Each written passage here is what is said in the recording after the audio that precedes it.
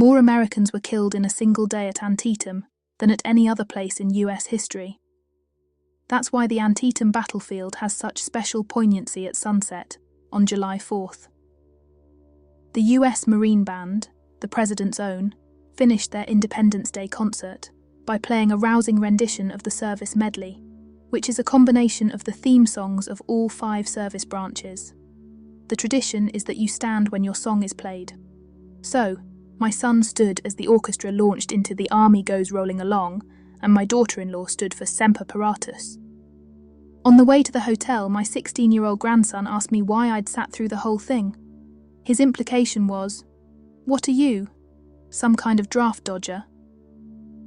Scott was getting to the age where he was starting to question his little kid assumptions. So, I decided that it was time to fill him in about the world I knew. A place that was never black, nor was it ever white. I said, "My people don't have a song. In fact, they don't even want you to know they exist." Scott looked unconvinced, so I said, "Let me tell you a story, my dear boy." Dieter Schmidt was a douchebag. He knew it. Everybody else knew it. Still, Dieter's good looks and bad boy attitude lured women to him like moths to a bug zapper. Nonetheless, it was his money that sealed the deal. But the source of those funds was a mystery, since Schmidt was a minor functionary in the newly reconstituted Bundesnachrichtendienst. The BND was the West German Federal Intelligence Service, founded from the ashes of the Third Reich, just like every other major branch of the West German government. Dieter was an intelligence analyst. So, he saw things. And that was the real source of his income. Because Dieter had a side job with the East German Staatssicherheitsdienst. The Stasi paid a bounty for Western agents, and Dieter had made a haul when he burned the last one. Dieter's victim was a highly placed academic on several East German technical committees. Regrettably, the man's name was also on a list that had come across Schmidt's desk. It showed that the prof was a bad little apparatchik indeed, since he was also an asset of the American CIA. It was a simple cash transaction. The attitudes of the German intelligence services hadn't progressed much past the halcyon days of Himmler and the Sicherheitsdienst. And both the East German Stasi and the West German BND were staffed by Gehlen holdovers. Hence, the fact that the man was also a Jew got Schmidt top dollar. Every Friday, Dieter would take the S-Bahn from his office in Pullach to his apartment in Munich, and a magical transformation would take place. The wool suit and vest would give way to form-fitting polyester shirts and skin-tight pants. The gold watch and chain would be replaced by a Rolex along with a vast array of necklaces. This incarnation of Dieter Schmidt would spend his evenings at Munich's blow-up club and his nights in his legendary 4-poster bed, the one with the fabled red satin sheets. Like every other petty dictator, Dieter had the usual collection of hangers-on and toadies. They fawned over him, and in return, he allowed them his leftovers. That night, Dieter was sprawled in a booth near the edge of the dance floor surveying the scene with Hans and Paul. All 3 looked like the arrogant swine that they were. That's when the woman walked in. There are a rare set of elite females who expand sexual attractiveness into a new realm. She was one of those. She simply drew your eyes to her. She was gorgeous, she knew it, and she didn't give a shit what anybody thought. She was perhaps 5'6" with the face of a goddess. That face alone would be enough to catapult her into the realm of extraordinary. But her body, in a micro-mini skirt and halter top, was equally special. Dieter was trying to decide whether her big, perfectly proportioned tits were her best asset. Or was it the amazing pair of slim, muscular legs sticking out of the bottom of her micro-mini? Maybe it was her bubble butt. Still, her most amazing quality was her extraordinary blonde hair. It started from a widow's peak on her high, intelligent forehead and hung down to the middle of her back in a wheaten sheaf, so thick and shiny that it swayed as she glided along on her 5-inch stilettos. She was wearing a skin-tight elastic miniskirt in some kind of shimmery black material. It contrasted perfectly with the tan of her golden skin. Paul said eagerly, "That's the one. Everybody's been talking about her. She's supposed to be the wildest fuck in the entire city." Dieter said, "Who's fucked her?" Hans said, Well, Joseph is the one who told me about her, but I know he didn't, that's for sure. She's way out of his league." He added weakly, "I guess it's more of a rumour than a fact, maybe just wishful thinking." Dieter looked at the woman, such a rare prize and with a reputation to boot. She was Dieter's Everest. He had to conquer her. The woman was perched on a stool at the bar, drinking what appeared to be scotch from a double old-fashioned glass. Dieter came up from behind and leaned casually on the bar next to her. She turned her head inquiringly and looked at him. Her gaze made Dieter flinch. Her eyes were bright blue with piercing intelligence and serene confidence. Then she smiled at him, and 2 adorable dimples appeared next to her mouth. She said in a husky contralto voice, "And who might you be?" Dieter was canny enough to realize that his usual line of bullshit wouldn't work. This woman already knew that she was beautiful and hot. She was also rumored to have a connoisseur's appreciation of the male organ. So, he tried the straightforward approach. He gave her the look. Dieter was a very hot stack of man-meat, and the look never failed. He said, "Why don't we go back to my place and I'll give you a weekend of sex that you'll never forget?" She seemed amused, not tempted nor frightened. She said, "We'll see." Then she appeared to make up her mind. She hopped off the stool, gestured toward the exit and said, "Lead the way." They wound their way through the gyrating bodies on the dance floor. Dieter stopped to give his friends a thumbs up. Envy was written on their faces. As soon as they got outside the club, the woman threw her arms around his neck and dragged his head down for a scorching, open-mouthed kiss. They swapped tongues for a few seconds, plastered against each other. She moaned and said avidly, "Hurry, I can't wait." This hookup had been too easy, which should have been a red flag for Dieter. A mere 5 minutes later, they were standing in Dieter's apartment. Her perfume drove him nuts as her body heated up. She kissed him with the same insane urgency and walked him back toward the bed. When they got there, she eagerly undid his pants and worked them down his legs to expose his huge, rock-hard cock. Dieter always went commando on club weekends. She looked hungrily at that awesome tool as she said, "I hope you don't mind a little kink." That got Dieter's undivided attention. He was a very kinky guy. He said hungrily, "What do you have in mind?" She said coyly, "I like a little light bondage." Dieter responded eagerly, "The handcuffs are in the nightstand, I'll put them on you." She purred seductively, "No, I want to put them on you. I have the biggest orgasms riding a man who's been restrained." Dieter wasn't sure he liked that idea, but the woman had already dropped her skirt and taken off her little halter top. Her body was to die for. She was so full, and yet perfectly slim. Her tits were well-nigh pneumatic and much more bountiful than he'd imagined, with little pink aureoles and bright red nipples. Her waist was ridiculously tiny, and her hard flanks and long legs were sculptural masterpieces. Dieter felt like he was going to burst.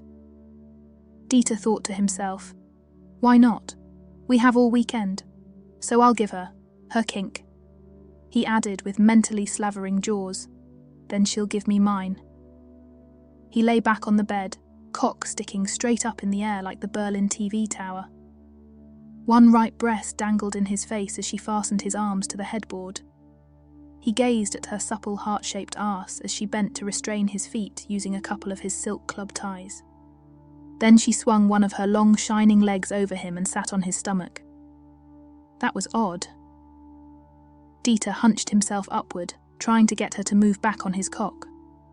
But when he looked into her face, he saw that the woman's demeanour had changed. She was an apex predator, and he was the hapless prey. She patted him on the cheek as he began to struggle and said huskily, "This is for Professor Anhalter." Then she reached behind her head and pulled a little ampule out of her thick mane of blonde hair. Schmidt felt a pinprick and there was nothingness. The rendition squad was waiting in the plaza across Nordenstrasse. 8 silent men standing in the shadow of the thick grove of trees. The woman had put her slut outfit back on as she strode boldly up to the largest man in the group. He was massive, like a silverback gorilla. She said, I left it unlocked for you, Uncle King. But the next time you set up a mark, put out the word that I've taken holy orders, or that I'm a lesbian. I need a bath." King laughed affectionately and said, "You've always been our bravest and best, Josette." Then he nodded to the group, and all but one of them headed toward Schmidt's apartment. Josette took the arm of the remaining man, and they walked toward a silver Mercedes 280 SE parked at the curb next to the plaza.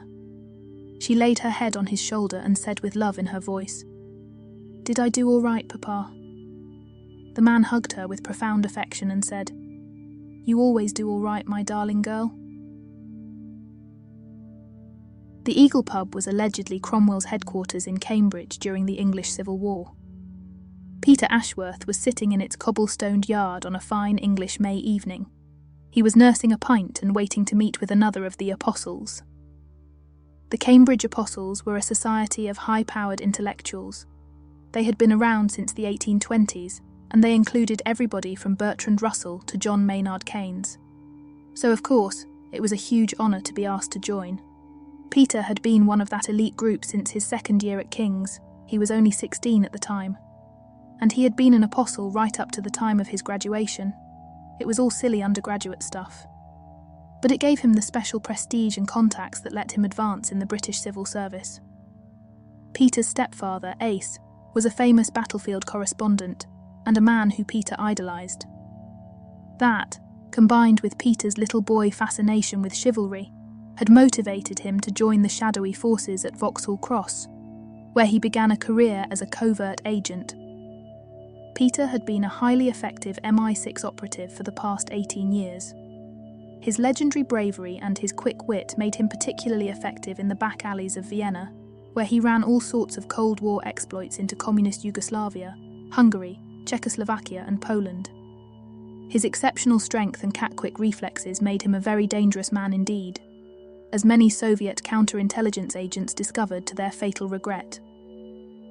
But it was Peter's unearthly manly beauty that had earned him his nickname, the Archangel. The Archangel never killed just for the sake of killing. Typically, it was because it was either him or the other fellow.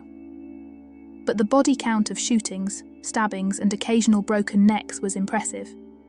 That was the reason why the shadowy figure who sat down opposite Peter did so with a certain amount of wariness. Robert Goldman was a cutout between even more obscure actors and MI6.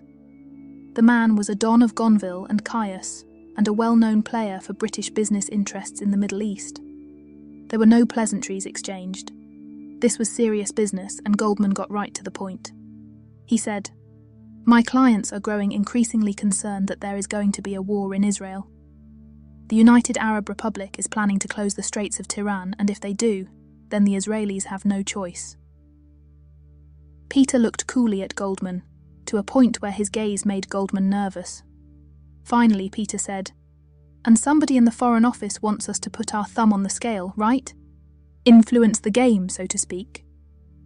It wouldn't be because Nasser nationalised our asset down there, would it?" Egypt's president, Gamal Abdel Nasser, had seized the Suez Canal from its mainly British and French investors 11 years earlier, nearly touching off World War III. The US got the British to back off by threatening to sell off all of its pound sterling bonds. The humiliation of pulling out of Suez more or less marked the end of Britain as a world power, and the British never forgot that, or forgave it. Goldman smiled grimly as he said, "Well, Nasser's back at it again, and we need you in Jerusalem, immediately. Hypothetically, you can apply for a job with the clandestine service, but it will be a while before your phone rings. That's because the agency identifies its own talent, and it has its ways.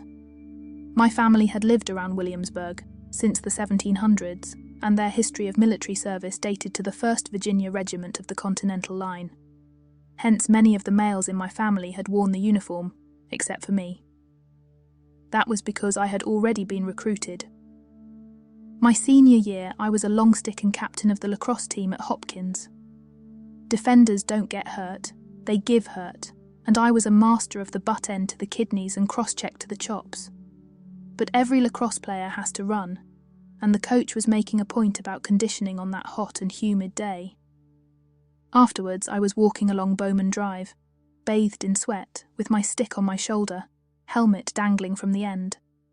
That was when a black Chevy Bel Air idled up next to me. Inside were two guys in slick sharkskin suits. The guy on the passenger's side cranked his window down and said, "Can we talk for a second, Derek?" Seriously? I thought that only happened in the movies. I wasn't afraid of being kidnapped or anything dire like that. I was 6'2" and carrying a 70-inch piece of hickory that I used to disembowel unwary middies. So I gestured toward Decker Quad and said, "How about over there?" They parked and walked to the forecourt where I was waiting for them. Both were medium height and wearing dark glasses. I actually thought to myself, government agents? I mean, what else could they be? They looked like they were sent over from central casting. The guy who was clearly the boss stood in front of me and looked me up and down like he was buying a prize stallion. I was commencing to get irritated. So I said, "What the fuck do you two knuckleheads want?" Well, it turned out they wanted me. I'd been nominated by one of their assets. Yes, the professoriate at certain universities is full of CIA assets, especially the ones located close to the Beltway. I fit a number of the company's criteria for language and travel. Somebody had noticed and passed along that information. It was an era when James Bond was at his height of fame, and like any other 20-year-old guy, I fell for the macho. So I didn't ask the usual questions, like salary and benefits. I just told the men in sharkskin, "Where do I sign?" Hey, I know it was impulsive, but I was sorta stupid back then. I mean, seriously, a 20-year-old kid who plays lacrosse isn't a deep thinker. You get hit in the head a lot. Plus, it beat being drafted, which was another popular career option during that era. After I graduated from Hopkins, I did the basic course at Chantilly, and then the advanced course in Bethesda. It isn't easy to anticipate the intentions and capabilities of foreign actors and nation-state adversaries, especially when the other side wants to keep it a secret. So that was where they taught me the basic principles of tradecraft, adaptability, discretion, and OPSEC. After I'd finished the academic portion, they shipped me to Camp Peary in North Carolina. That was a different experience entirely. The farm is where the Black Ops people hone the finer points of covert operations, stealth, deception, and coercion. All the dirty tricks that the company isn't allowed to talk about. I might also add that it was painful, especially the mock torture sessions, the ones involving a fire hose. I lacked the necessary maturity and geopolitical perspective when I came off the farm. So the company stuck me in a cubicle in the Directorate of Analysis at Langley, compiling and assessing economic data. I spent a year and a half as a basement monkey before I mustered the courage to demand a transfer to operations. My first meeting was with the assistant to the deputy director of the National Clandestine Service, which was actually very lucky. Crowley might have been in his early 60s, but he was a legend among the spooks. Crowley got his start back in the Alan Dulles days when intelligence gathering was more of a seat-of-the-pants operation. Thus, he was a lot more accepting of a 6'2", 210-pound loose cannon, at least more tolerant than anybody else in the building. Apparently, I had gotten a reputation for being a malcontent. Perhaps it was all the bitching emanating from inside my cubicle. At any rate, Crowley got down to the nitty-gritty the moment I walked into the conference room. He said challengingly, "So you think you're good enough to be a field agent, Sonny?" There was a huge pile of printouts waiting for me back in my cubicle if I didn't get the posting. "So," I said more confidently than I felt, "the best way to find out is to make me put up or shut up. Give me your toughest assignment. If I fail, then my resignation will be on your desk ASAP." Crowley laughed out loud at my rash challenge. Then he got a diabolical glint in his eye as he said, "How would you like to spend some time in Jerusalem? In the spring of 1967, Jerusalem was probably the most fucked up place on the planet. That's because a whole lot of people who really hated each other were compacted into far too little real estate. The chief bone of contention was East Jerusalem, which was where some of the world's holiest sites were located. Places like the Temple Mount and the Wailing Wall were sacred to the Jews. The same was true with the Church of the Holy Sepulchre for the Christians and the Dome of the Rock and Al-Aqsa Mosque for Islam. Needless to say, ownership of those places fired up the adherents of all three religions. And even worse, each one of those sites lay within a 1/3 square mile space in the eastern part of Jerusalem. The problem began when the relatively small Jewish population of Palestine underwent a dramatic increase after the Holocaust. The influx of new Jewish arrivals set off the Palestinians, who were the current proprietors of the land. And there were armed confrontations over property rights. Britain, which had the mandate for Palestine, couldn't handle the chaos, especially after the Haganah blew up the King David Hotel, which was chock full of Brits. So, they shuffled the problem off to the United Nations. The UN had just come into existence, and the liberal ideals that it was founded on didn't take ethnic hatred seriously enough. So, in typical Western colonial fashion, meaning the UN didn't bother to ask the actual residents, it decided to partition Palestine into two states. One would be Jewish, and one would be Arab, with Jerusalem as an international city, that neither the Jews nor the Arabs controlled. This was fine in concept. But the problem was that the occupants of that place really hated each other, and by the time the Brits scampered home, neither the Jews nor the Palestinians had actually formally agreed to the deal.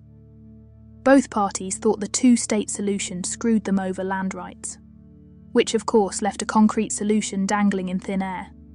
Hence, when the Jewish leadership declared the new state of Israel in May of '48, based on the putative UN boundaries, it was immediately invaded by 5 Arab armies. That invasion marked the beginning of Israel's War of Independence, one at which the Jews proved to be remarkably proficient. I suppose nothing inspires a people more than having the next Holocaust waiting for them in the wings. The Jews had already had experience with one final solution. They weren't going to allow another. Fighting ended in 1949, with a ceasefire. The armistice created Jerusalem as a special legal entity to be overseen by the United Nations, which solved absolutely nothing. All it did was establish an untenable situation, which was about to blow sky high. That was the circumstance when I landed at Lod Airport outside of Tel Aviv. They call it Ben Gurion now. The day was hot and sunny, which is pretty much the way it always is in April. Father Cunningham was waiting for me in the arrivals hall. He was sent down from Jerusalem by the Archbishop, who is more appropriately called the Latin Patriarch. That's courtesy of the last time the Christians owned the place, 800 years ago. Jerusalem has a 4,000-year history. You might be wondering why a priest was fetching me to my new assignment. Well, the spy game works on legends, meaning you are never who you appear to be, and you have all of the documentation to prove it. Back then, I was just starting out in the business, and that was my very first legend. I've had so many since then that I sometimes forget who I actually am. According to good tradecraft, your legend has to be extensive and credible. So, the company carefully and meticulously builds a bogus background that ensures that you fit seamlessly into the role you're playing. The legend is supported by false credentials and seemingly believable personal details that you memorize like your life depends on it, and it most certainly does. Operators are typically attached to a diplomatic mission. That's the reason why you have all of those economic advisors staffing local embassies. But the US Consulate General to Palestine was located in East Jerusalem, so it was under Jordanian control, meaning I was on the wrong side of a physical boundary line. Hence, the company cooked up a different reason for me to be there. The reality was that I was working in a microscopic piece of real estate where 2 of the world's great religions were at knife point. So the company wanted to emphasize my neutrality, meaning Christian. Plus, given its historical associations, Jerusalem might have as many priests per square foot as there are in the Vatican. So I would blend into the terrain and nobody ever thinks the guy in the cassock is a spy. Still, they didn't need to make me a Jesuit. That was just plain mean. The Jesuits are the shock troops of the Reformation for a very good reason. They're a military order, pledged to go anywhere and live in extreme conditions to defend and propagate the faith. In effect, I'd vowed to encourage and enjoy hardship for the sake of my soul, which was a tough ask, given that hair shirts aren't my preferred style. To make matters worse, the company drilled the Jesuit perspective into me through 4 weeks of spiritual exercises. My spiritual director during that period was a real Jesuit, and he was serious about the indoctrination. I mean, the Jesuits were the main players in the Inquisition, and now I know why. It was fucking excruciating. In fact, it was hard to tell which was worse. 4 weeks of spiritual exercises, or the sleep deprivation and mock waterboarding that they put me through on the farm. Nonetheless, the all-black Jesuit cassock was perfect cover for a CIA birdwatcher. Plus, it gave me special status among the canonical priests. Good tradecraft dictates that you build your network one relationship at a time. As a propagator of the faith, it was expected that I would talk to all potential converts and likely backsliders, so any people watching me would think that my approach to a potential asset was just me doing my job. The 30 miles on dusty roads up to the Pontifical Biblical Institute, Red Jesuit headquarters in Jerusalem, was in the diocese's Citroën 2CV. If you don't know what that car looks like, it's an iconic vehicle that resembles a snail. No snotty allusions to French stereotypes intended. Jerusalem was not what I had expected, but of course, my impressions were from movies like Ben-Hur, meaning the city of 2,000 years ago. Jerusalem sprawls out over miles of hilly, sun-baked, semi-arid terrain. The walled part, the one that you envision from Roman or Crusader times, amounts to less than a square mile of the actual city. Those walls are still there, built by Suleiman in 1535, not Herod. The Romans tore down the original walls back in the 1st century. The existing walls mark the historical boundaries of the old city of Jerusalem. And in the modern era, they are surrounded by commercial buildings, mixed with more traditional Middle Eastern architecture. Nonetheless, the difference between Jerusalem and most other big cities was the palpable hostility. It was everywhere. The whole place was littered with barbed wire, lookout posts, gun emplacements, and hastily thrown together walls. There was also total ethnic segregation. After the 1949 armistice, the Arab population had fled from West Jerusalem, and the Jews had fled from the Jewish quarter of the Old City.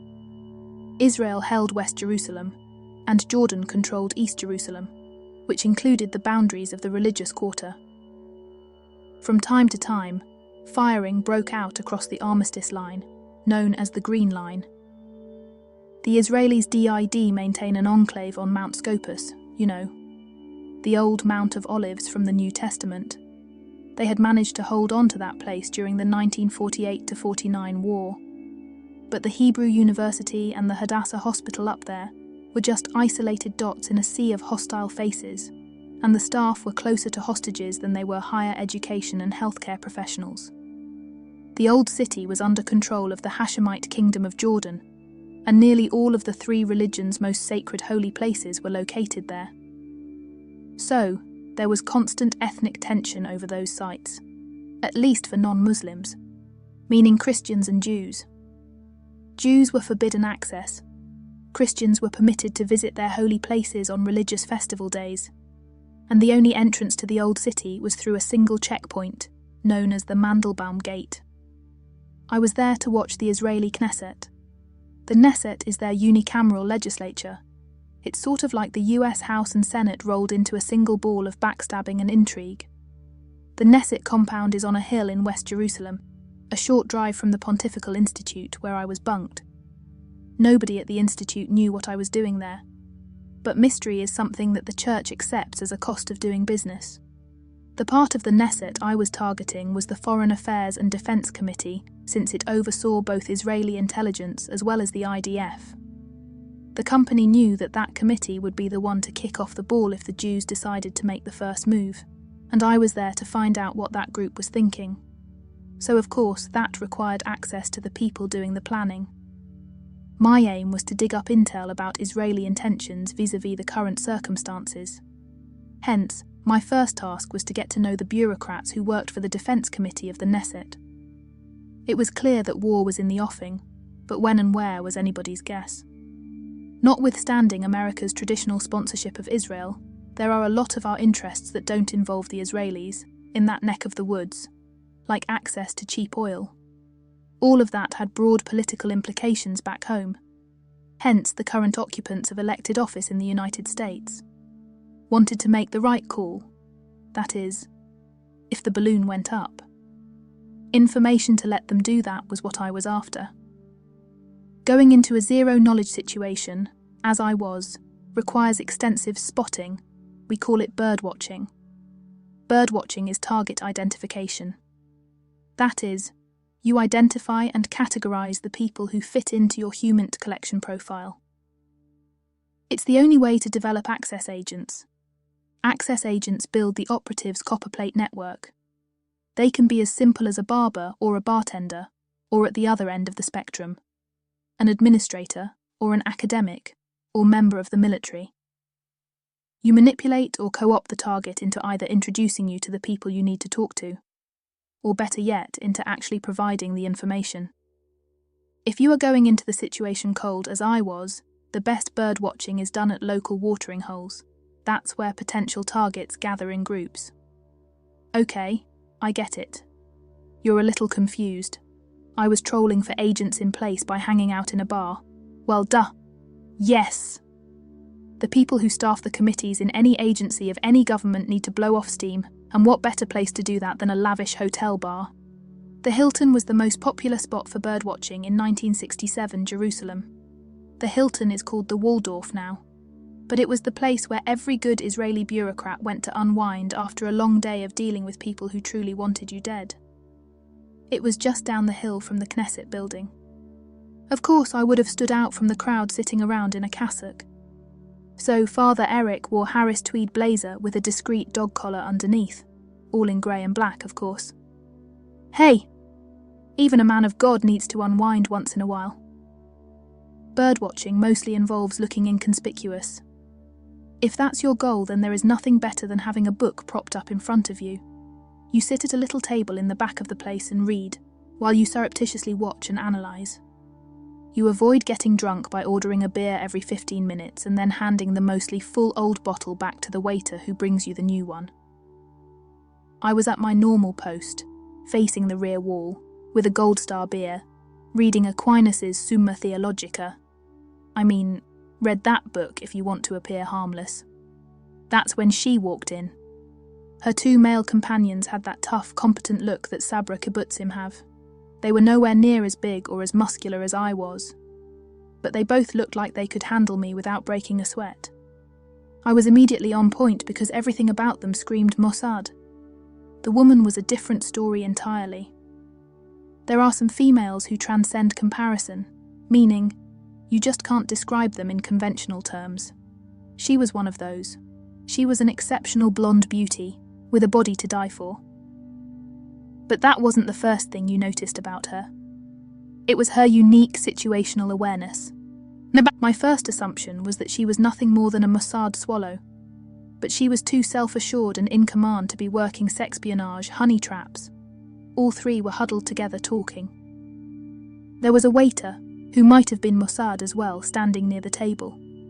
He was constantly scanning the room to make sure nobody was taking any interest. He skipped right past me because my back was to the group. I was wearing a collar, and I was buried in a book. Of course, I was side-eyeing the whole tableau in the ornate mirror that was hanging on the wall just in front of my table. I had been using that trick for 2 solid weeks prior to the encounter. The conversation got intense. It was clear that the woman and one of the men were on one side of the issue and the other, Sabra, wasn't. That was when the oddest-looking fellow took the 4th seat. He was the scariest-looking human I'd ever seen, that is, if he was actually human. He appeared to be in his late 60s, with very closely cropped white hair. He was huge without being tall, perhaps 5'11", but maybe 260 pounds, all of it in his upper body, shoulders, arms and chest, with absolutely no neck. He sat there for a little while and listened to the argument. Then he asked the goddess a question. She nodded her beautiful head affirmatively. Yes. That seemed to be good enough for the stranger, because he said something to the rest of the table, and they all got the look that you get when a final decision has been made. They shook hands all around, and the gorilla turned to a lovely older woman who had drifted up behind him. He put his hand fondly on her shoulder, and they walked out together. It was Beauty and the Beast. But it was also clear that those two old folks adored each other. The rest of the table talked for a couple more minutes, then the two men made for the exit, leaving the goddess behind. She really was a special beauty.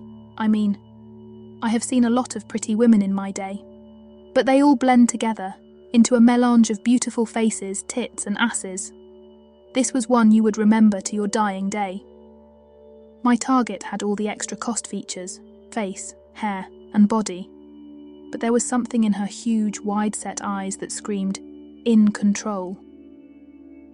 The sarcastic tilt to those lush lips and her knowing, worldly glance as she appraised her surroundings told me that nobody would fool her and that nothing would ever upset or surprise her. She was strong, intelligent, capable, and brave, along with being a rare specimen of feminine attractiveness, which of course meant that I would have to find out who she was and what she was up to.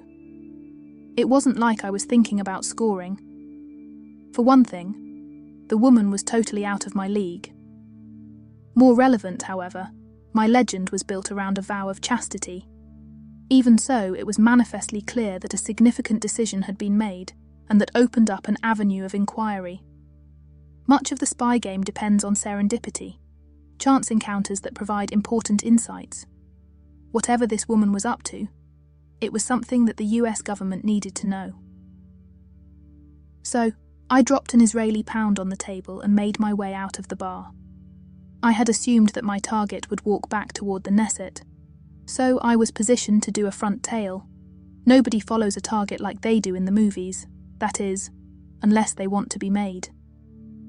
Hence, I was waiting around the corner on Gershon Agron Street as the blonde exited the Hilton. And that put me totally out of position when she turned and commenced to walk up Ben Simon Street, away from where I was lurking.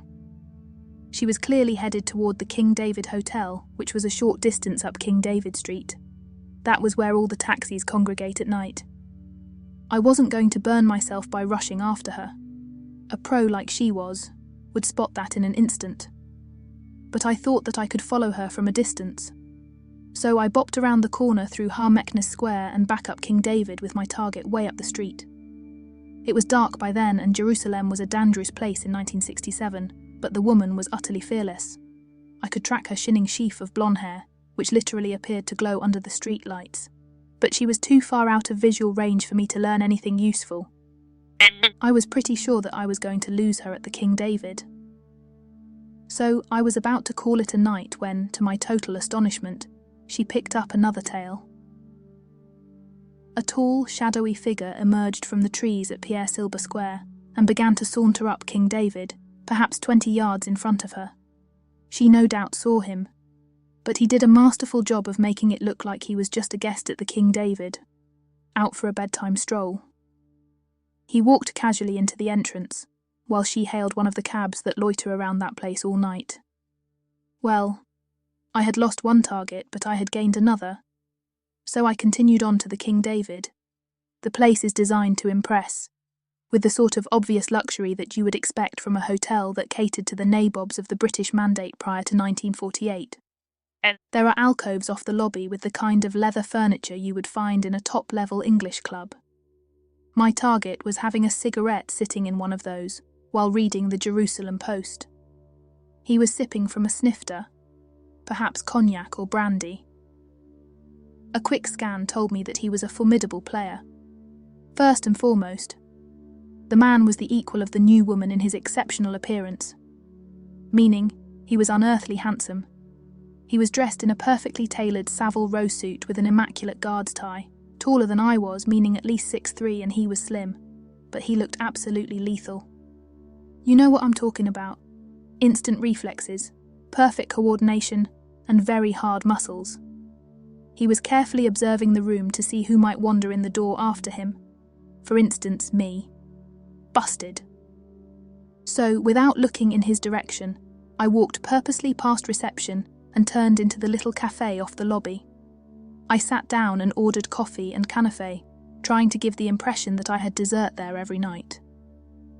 I savoured a slice of that sweet pastry and cheese dish, while studiously ignoring my target. He, in return, read for another 15 minutes. Then he snubbed out the cigarette, gracefully rose from his seat and walked off toward the elevator. I knew I'd been made.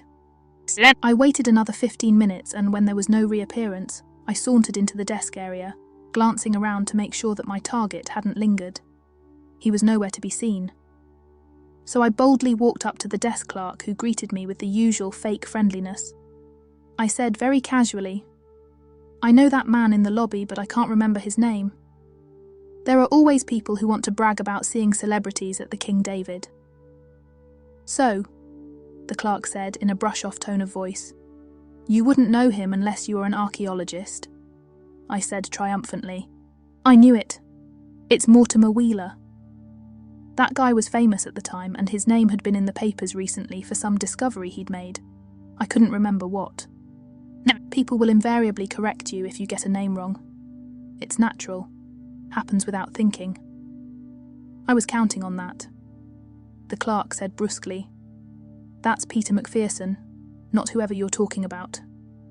The clerk immediately realised he had made a mistake. So he turned his back and walked huffily into the hotel office. I had a name. I knew it was an alias. But I assumed that archaeology was his legend. Every field agent has a handler. Mine was back in Langley. So, the Pontifical Institute had a special new feature, an encrypted direct access, long-distance telephone line. It was installed in my sleeping cell at the chapter house. It was 11 p.m. in Jerusalem, which meant it was only 4 in the afternoon back in DC. So Chuck was in the middle of his day. He said, "Yeah, what do you want?" I said, "I have 2 targets. One is female and Mossad. The other looks MI6. His handle is Peter McPherson and his legend is archaeology. He's been following the first target. So I want you to find out if the Brits are doing anything in this patch. And if so, then I need you to find out who this guy is." Chuck said, "If he's a Brit, I might be able to get something from the Five Eyes network." That's the special cooperative espionage arrangement that we have with Britain, Australia, Canada and New Zealand. Chuck added, "I'll give you a ring tomorrow if anything turns up."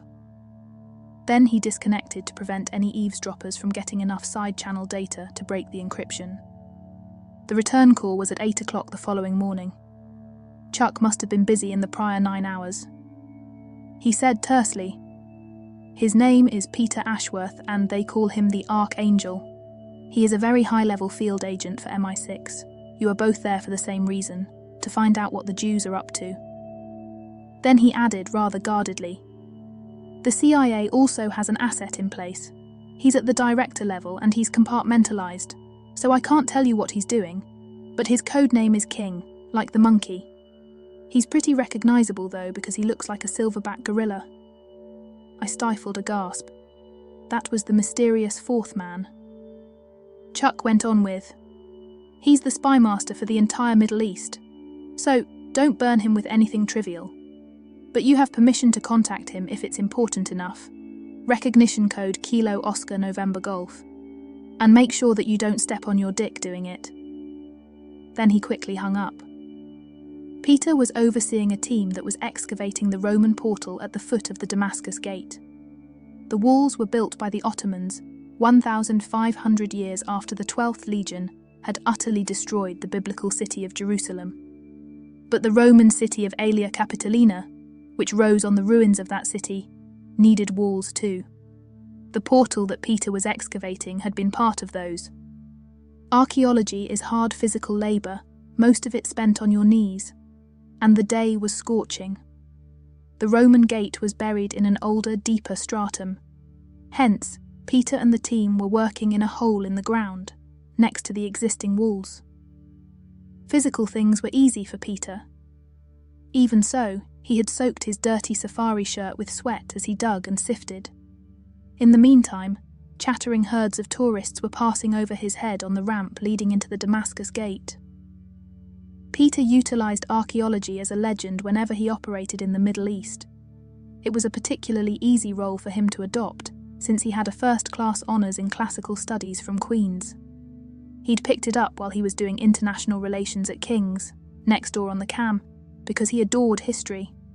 Peter even had some serious academic publications to support the legend that he was a humble archaeologist.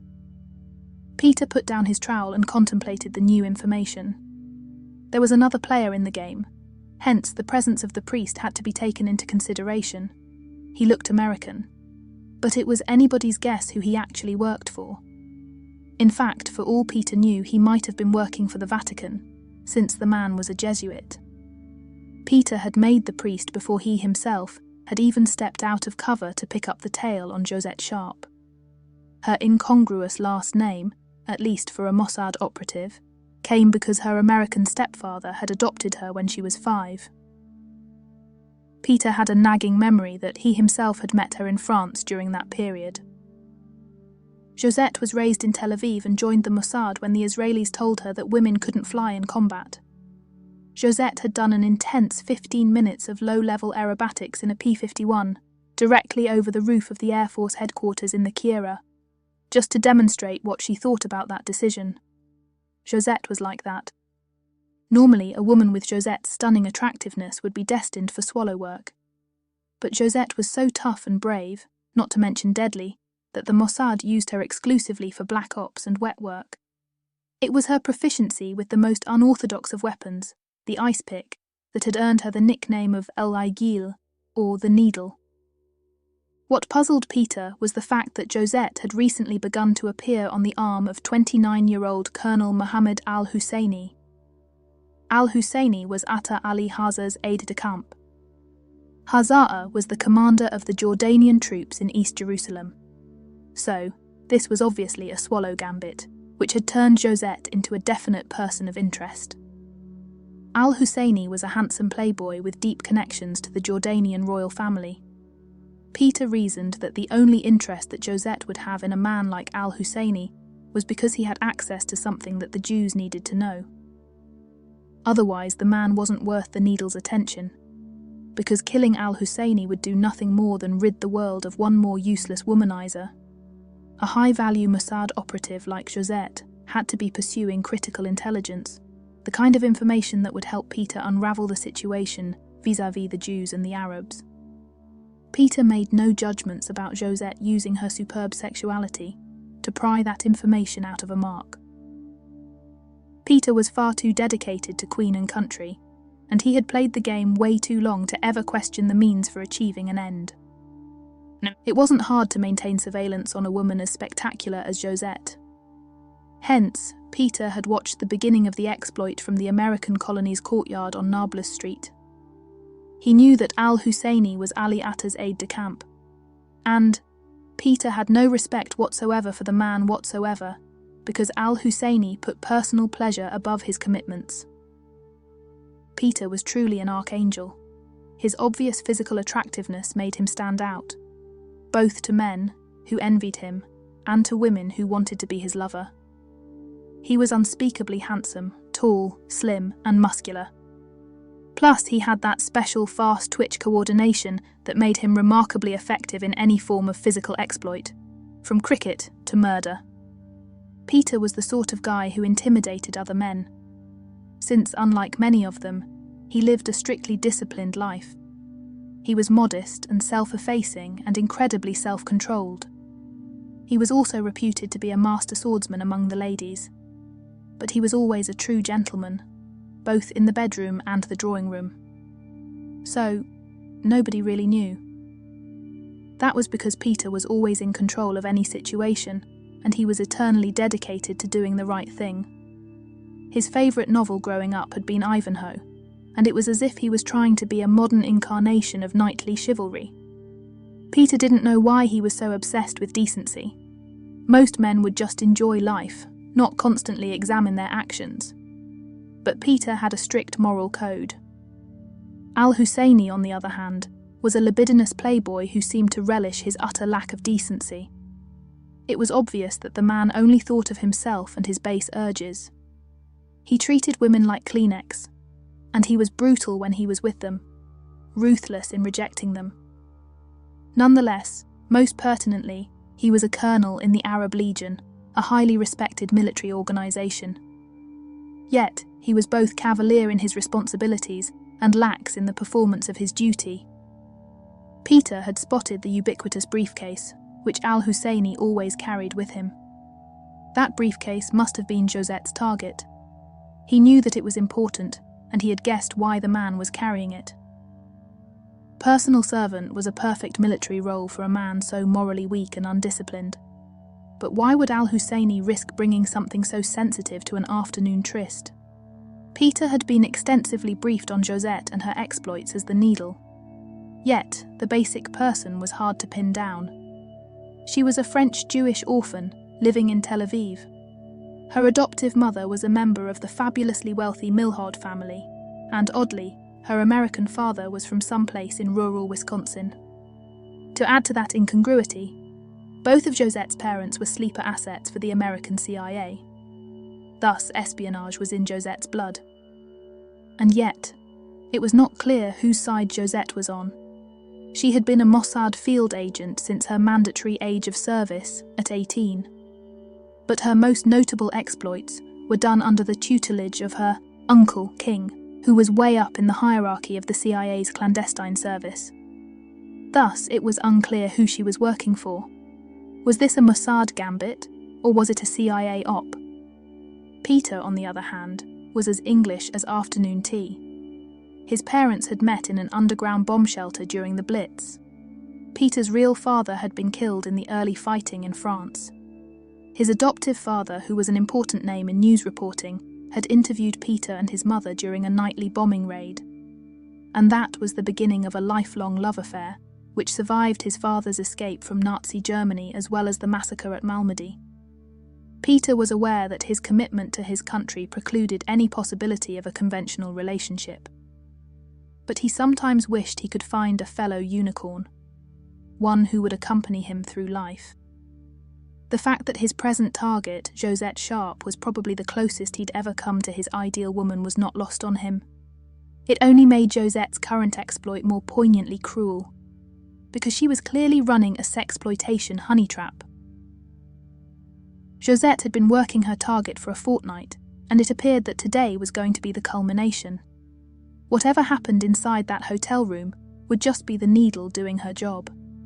But she was going to do it with a man who Peter considered despicable. Peter was astonished by how that made him feel, or rather, the fact that it made him feel at all. Deep inside his highly disciplined soul, Peter was sick with jealousy at the thought of that beautiful woman rutting with that pig. But he also knew she was doing it for her country, and for no other reason. Sometimes the amorality of Peter's life as a spy utterly tarnished his little boy vision of himself as the noble Ivanhoe. One of Peter's oddest talents was his ability to be unobtrusive. He was a stunningly handsome man, with almost regal grace and bearing. The intelligence of the genius shone in his daily demeanour.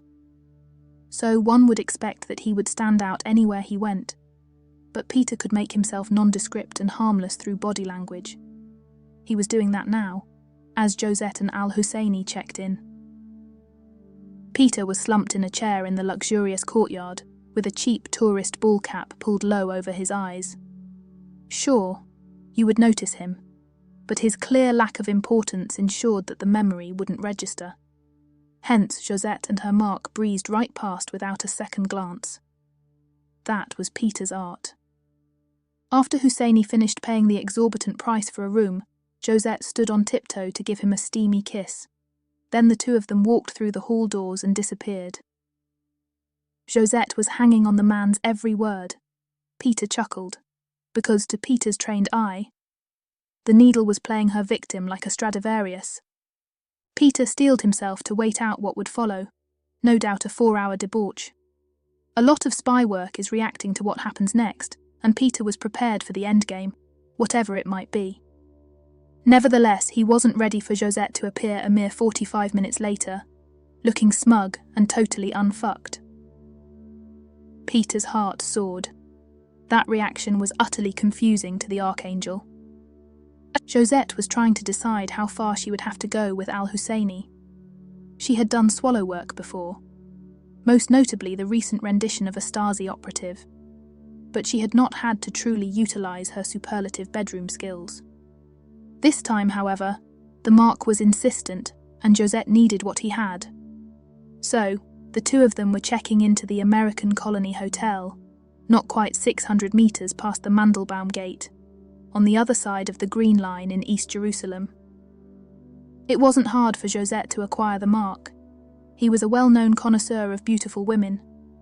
So, Josette had just walked into Hataklit on Hamalaka Street, grabbed a seat at the bar and ordered a beer. Arabs weren't welcome on that side of the Green Line, but Al-Husseini was so well connected that he could pass through the checkpoints like they weren't there. And after all, a bar is a bar. All bets are off in a place where the goal is hookups. Al-Husseini was good-looking and clearly a player. So nobody questioned his presence. More pertinently, the Mossad had specifically guided their target into the trap by clearing out any impediments to him being there. Al-Husseini's approach to Josette was blandly conventional, but Josette handled it with a perfect amount of hesitancy and interest to set the hook. Then Josette got her victim boiling with a night of kissing and fumbling. Everybody who played the game knew that Mohammed Al-Husseini was the weakest link. He was fascinated by beautiful women, and he was known to be indiscreet. There was no more beautiful woman in all of Israel than El Egi, the Needle, and the American Colony Hotel was where they planned to consummate their tryst. Husseini had access to something that Josette's Mossad masters absolutely needed, which was the precise time that two Egyptian generals were planning to visit Bir Tamada Air Base in the Sinai. Josette didn't know why Mordecai Hod, the head of the Israeli Air Force, needed the information so badly. But he had personally met with Josette to stress that the survival of the State of Israel hinged on her finding out the exact time that those two officers would be in the air. Josette had lost both her parents to the Holocaust. She was only 5 at the time. But she was very brave. She had been rescued by Susie Milhaud, and then almost lost again, when the Nazis dragged all of the Jewish children in her orphanage off to the death camps. That heinous act was known as the Tragedy of Izu. An American flyer named Jed Sharp had literally dropped in on them out of a burning B-26, and Jed and Susie had successfully snatched 5 girls from the slavering jaws of Nazi persecution. Jed and Susie married after the war, quickly adopted Josette, and lived happily ever after. Hence, in that respect, Jed Sharp and Susie Milhaud had set the bar very high for their daughter. Josette thought, perhaps overcoming that kind of adversity was what made them so close. She longed for the loving relationship that her parents had. Josette knew that she would never settle for anything less than what her parents had built. But still, the peripatetic life of a spy doesn't lend itself to home and family, and it's hard for a field agent to form a genuine attachment, particularly one as beautiful and deadly as the Needle. Josette was a healthy 28-year-old woman, with a woman's vigorous interest in sex. But her current assignment was particularly difficult for her. She was always highly selective about the men she gave her superb passion to, and Al-Husseini didn't come close to qualifying. And yet, Josette was about to go to a room with him, and she would have to fuck him if things didn't work out exactly as planned. Al-Husseini finished paying for the room. Now it was time for Josette to get to work. She lovingly kissed him. Then they proceeded down the hall to their room. This was going to be a nooner, so of course they had no luggage. However, Al-Husseini always carried a ubiquitous briefcase. Al-Husseini was carrying that briefcase because Atta Ali Hazar, commander of the Arab Legion garrison in Jerusalem, didn't deign to handle his own classified documents. Al-Husseini did that for him. However, Al-Husseini's possession of Jordanian military secrets wasn't an indicator of his capabilities. It was quite the opposite. Ali Hazar thoroughly enjoyed making Al-Husseini into his personal body man. Al-Husseini had been foisted off on Ali Hazar by the Jordanian royal family. Al-Husseini's mother was a cousin. Hence, the potential loss of sensitive information was a minor concern for Ali Hazar, compared to the pleasure of humiliating that arrogant little rat. The problem was that it also put Jordanian secrets in Al-Husseini's incompetent hands. Al-Husseini was loudly bragging about how well fucked Josette was going to be as they entered the room. Josette, in turn, was trying to decide how to drug the arrogant fool. She had an ampule tucked into the usual spot in her abundant hair. It contained enough chloral hydrate to knock out a camel. The difficult part would be getting Al-Husseini to drink it, which was why Josette was toting an expensive bottle of Chateau Lafite, just to celebrate. They hadn't gotten far into the room when Josette's Mark plastered her against the wall, stuck his tongue down her throat and began to vigorously manipulate her pneumatic left breast. Josette felt a surge of passion. She was a fiery woman. Then her iron discipline kicked in, and she began a litany of gasps, sighs and moans, all designed to convince Al-Husseini that he was the stud he thought he was. It seemed incredible to Josette that men would fall for something that easy to fake. Then Josette broke away, gasping with barely controlled excitement, another simple thing to mimic, and said in an agitated tone of voice, "Wait. Let's have a drink first. I need a little romance to get me started." Al-Husseini didn't notice the contradiction between what Josette had just said and her seemingly extreme, but absolutely phony, reactions. That was due to the fact that even a short experience with Josette Sharp made most men simple-minded. Plus, he wanted to play it right. Josette was a trophy, not one of his usual sluts, and this afternoon was going to be epic. So he got himself back under control and said, "Certainly, my dear." Josette said coquettishly, "Turn around, I'm going to get undressed." Al-Husseini acted like he was playing into Josette's little game of seduction. He turned momentarily, and then immediately turned back around, as he heard Josette slip her silk t-shirt over her head. Josette was counting on the shock and awe of her perfect naked breasts to hold Al-Husseini's attention while she palmed the vial in her hair. She secured the vial behind her fingers as she poured the wine into each glass, her fingers masking the fact that she was adding something special to Al-Husseini's wine. Josette needn't have bothered. Husseini's eyes never left her firm, full boobs. Josette thought, "Men! What is it and their fascination with tits?" The knockout drops would take a minute to act, and an accelerated heart rate moves that process along. So Josette stripped off her tight jeans while giving Al-Husseini an exclusive view of her perfect backside. The man was wild with lust as he flew out of his Arab Legion uniform, grabbed Josette, and threw her on the bed. Josette made all the right sounds as Husseini's hand dove between her legs. But Al-Husseini was already beginning to act distracted. Ultimately, he hesitated, stopped, and slowly sank down on top of Josette's naked body.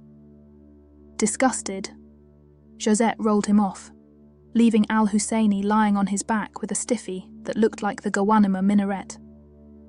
Then it too slowly deflated. Still naked, Josette walked over to Al-Husseini's side of the bed, picked up his briefcase and dumped it on the unoccupied side.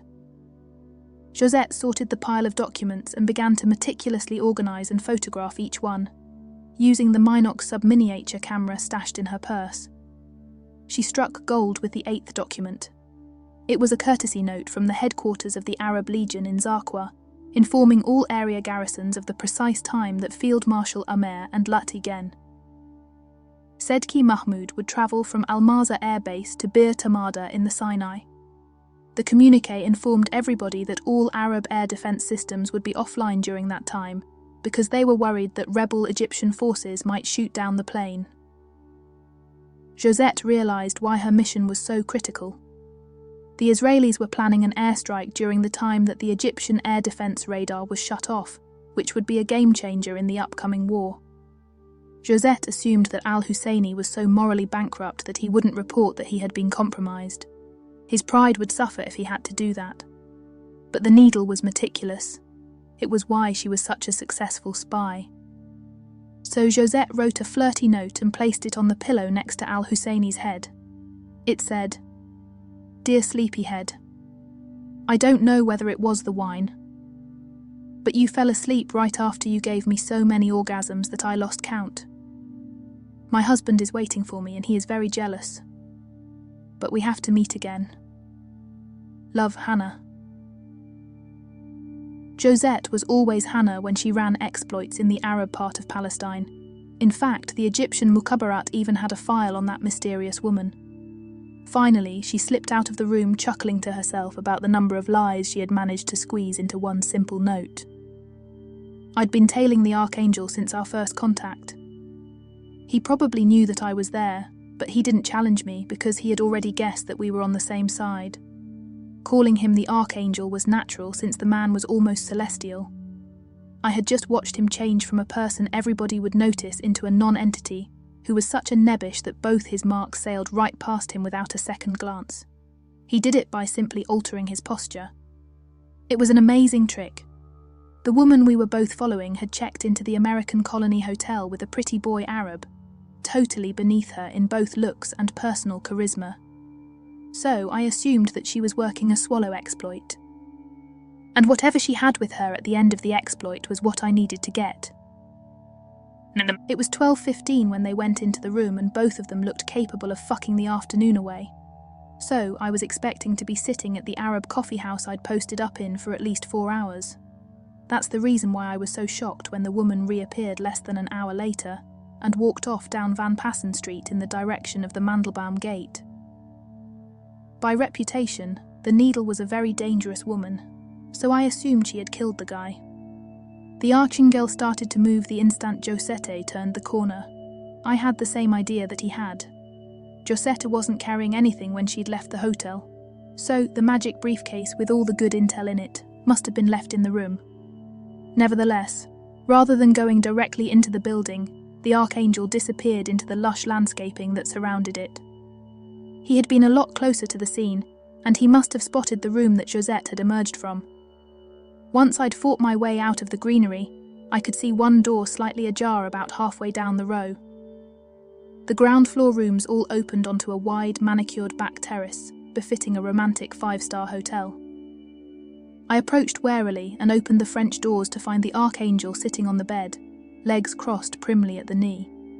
He was coolly smoking a distinctive Moreland cigarette, with a naked man sprawled on the bed next to him. My first thought was, yep, she killed him. My next thought was, oh my god, I've just walked in on the Archangel. I was clearing the decks to defend myself, knowing I was going to end up just like the naked guy, i.e. dead, when the Archangel looked at me and said mildly, I suppose I should introduce myself. He continued in a cultured Oxbridge accent, Peter Ashworth, old chum, of Her Majesty's Secret Intelligence Service. I already knew that the Archangel was MI6, but it was a good sign that he was willing to share that information with me. I said, trying to sound as relaxed as he had. Eric Schwarzwalder, CIA. It's an honor to meet the Archangel. In person. The man laughed delightedly and said, are they still using that old sobriquet? Well, there's nothing angelic about either of us, is there? Then he added politely, my friends call me Peter, Father. Yikes! He thought I was a priest, I said. Laughing, I'm no more a Jesuit than you are an archaeologist. He emitted a controlled chuckle. We were buddies now. The Archangel reached over to pick up the briefcase. He said, this is what we're both here for, so we might as well have a look. I gestured toward the man on the bed. The Archangel looked lazily behind him and said, drugged, not dead. Probably chloral hydrate, but we'll never know. We'll have to dispose of him either way. His tone was casual, as if he was discussing a menial chore. I mean, I got it. We had the critical information that Josette was after, and so the man on the bed was a dangerous loose end. Questions would be asked if he disappeared. But the Jordanians could only guess what had happened and what had been lost. Even better, his disappearance would distract his masters from the fact that whatever Josette was seeking was missing. The Archangel picked up the house phone and dialed a number. He said, I need a cleaning for room 116 at the American Colony. The priority is 1A1. Then he languidly picked up the briefcase and slipped out the French doors, with me following. We took the same route through the lush greenery and back to the street as the 4 workmen who brushed past us, going in the opposite direction. Then the 2 of us headed for the British Consulate General in the Jara quarter of the city. I was tagging along naturally because the Archangel had the briefcase, and I wanted to share the intel we would glean from it. The Archangel was greeted with a certain amount of wariness by the head of that facility, given that he had a well-known grisly past, and it was obvious that the director didn't want me to go into the room where the analysts were stabled. However, Peter insisted, "Share and share alike, old boy." That's the Five Eyes motto. Most people would view that statement with skepticism, but Peter Ashworth just radiated honourableness. A lot of folders were stuffed in the briefcase, but there was a single page that had not been refiled. That must have been the one that Josette was after. It was the schedule of an innocuous inspection tour that 2 Egyptian generals were planning in the Sinai. Peter said, "I don't understand, old boy. Why would the Jews launch a major espionage operation to find that out?" I pondered for a second, and then it all fell into place. I said excitedly, "Look here. It says that the Egyptian air defences will be switched off during that period. That's when the airstrike is going to happen. So we know that the war starts tomorrow and we have the exact time that it's going to happen. Our people have to be warned." I added hesitantly, "If none of your senior people are handy, I have an asset in the area." The Archangel looked at me for a heartbeat, obviously deciding how much he could trust me. He was clearly balancing the pros and cons. Then he said in a steely voice, "This had better be an even-handed exchange." I took that as assent. But there were nuances in the way he'd said it that implied ruthless commitment to the conventions of fair play, as well as utter confidence in his own abilities to enforce it. The man was intimidatingly deep, and I would never think about backstabbing the Archangel. That would be a fatal mistake. I said, "Let me call my handler and he'll set us up with my director-level asset." Then I paused and said, "In fact, he may actually be the mastermind behind this whole gambit." 2 hours later, Peter and I were sitting on one side of a mahogany table in the ornate lobby of the King David Hotel. I'd last seen the man sitting on the other side a day and a half earlier at the Hilton. The guy was a caricature of an old-fashioned mobster from his beetling brow, and his glittering black eyes to the 5 o'clock shadow across his massive jawline. But humanity and intelligence just radiated from him. Even Peter seemed awed. More remarkably, Josette was sitting next to the guy acting for all the world like his daughter. Her adoring gaze told us that she loved the man. I whispered to Peter, "I thought your part of the operation was complete." The Archangel gave me an enigmatic smile and said, "I have some unfinished business, old boy." I suspected I knew what that was. Both he and Josette were almost visibly emanating attraction for each other. This version of Josette was nothing like the floozy who I had seen exiting the American Colony Hotel. She had her sheaf of blonde hair pulled back into a sleek ponytail.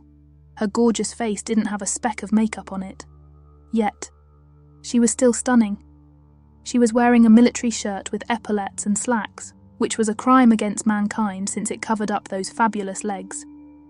She was staring at the Archangel like she was trying to recall how she knew him, and he was looking back at her with a puzzled look on his normally guarded countenance. It was like she had upset him. I thought to myself, "Oh my God. The Archangel is human after all." Peter clearly fancied Josette a lot, and it was obvious that she was attracted to him in return.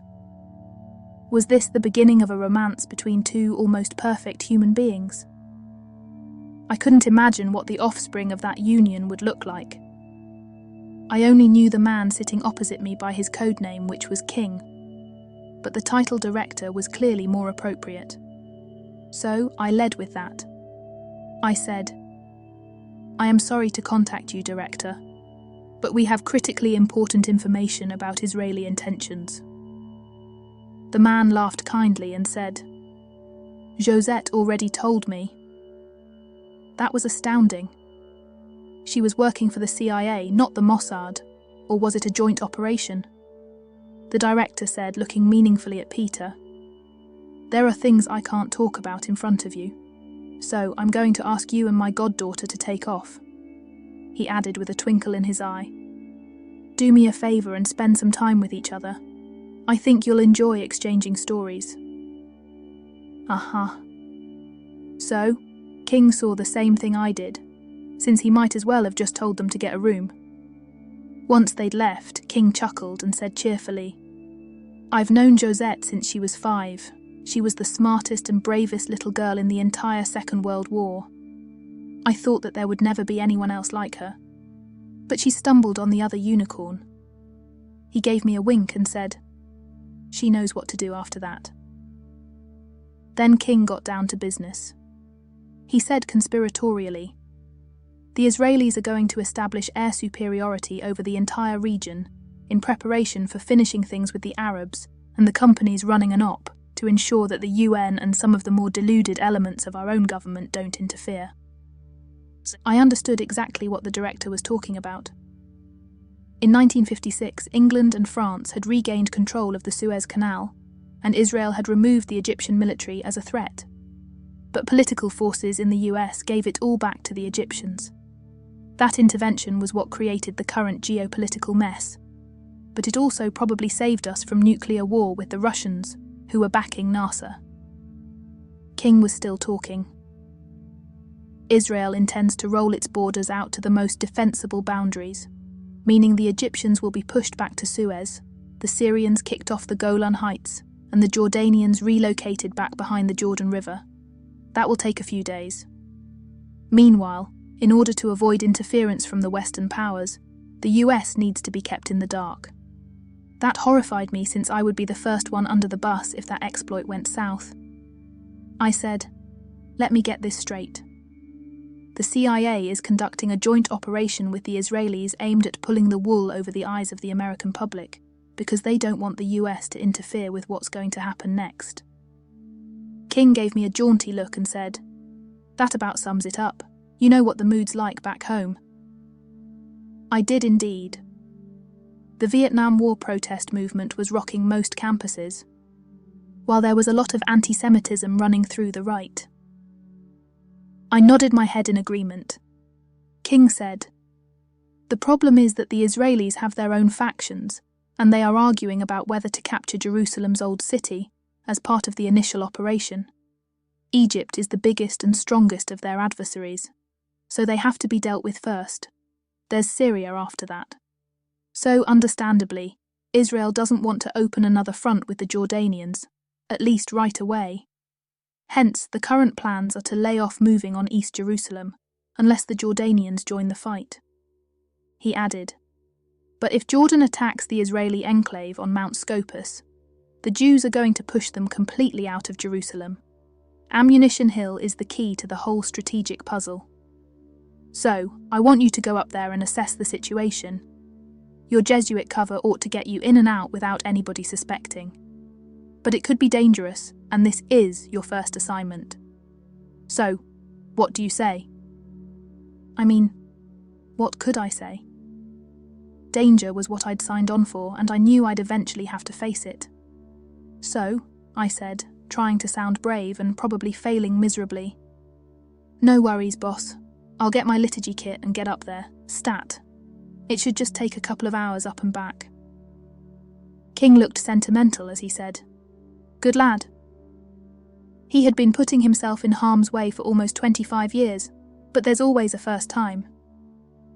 The priest who wasn't a priest had lingered to talk with the CIA director as Peter and Josette walked out onto the luxurious dining terrace of the King David. The entire west end of the city was spread out in front of them, in all of its sun-baked glory. For the first time in their graceful and disciplined lives, both of them were feeling awkward. Everybody on the terrace turned and looked at the two of them, astonished by their perfection. Neither of them noticed. They were both very ill at ease walking with each other. Both of them sensed that the other completed them. It was upsetting to recognize something that was so personal and absolute. Peter and Josette were always in control. The sole factor that guided their life was their individual sense of their capabilities, and each had their own powerful moral compass. Now, they could both feel the gravitational pull that the other exerted, and both wondered what that meant. Either could walk away from the evolving situation, as they had done many times before. But it was different this time. It was like this meeting had somehow been preordained. Josette could remember an incident from her childhood. She had been drawn across the Luxembourg Gardens to a boy who she thought resembled a knight-errant from the romantic novels that she used to love. So, in typical Josette fashion, she had confronted him, just to confirm that he was real. Was this him, all grown up? If so, then it had to be fate. Peter was looking speculatively at the beautiful woman standing with him and thinking, she might be the only person in this world courageous and supremely intelligent enough to share my life. He was reminded of a little girl he had once encountered while his father was recuperating in a hospital in Paris. That little Spitfire was a true force of nature, strong and self-assured. Maybe this was the same girl. Peter said conversationally, "Why don't you and I spend the rest of the day together since, as we both know, it won't be long before the balloon goes up?" Was that a hint of hope in his voice? Josette gave him a frank look and said, "There is a lot at stake in the next 24 hours. So, maybe we should get through it together. What do you say?" That was what Peter wanted to hear. He needed to take time to understand what he was feeling, and being a man of action, he also had to be certain that he was making the right choice. Because once he acted, the die would be cast. Meanwhile, I was fulfilling my pastoral duties up on Ammunition Hill.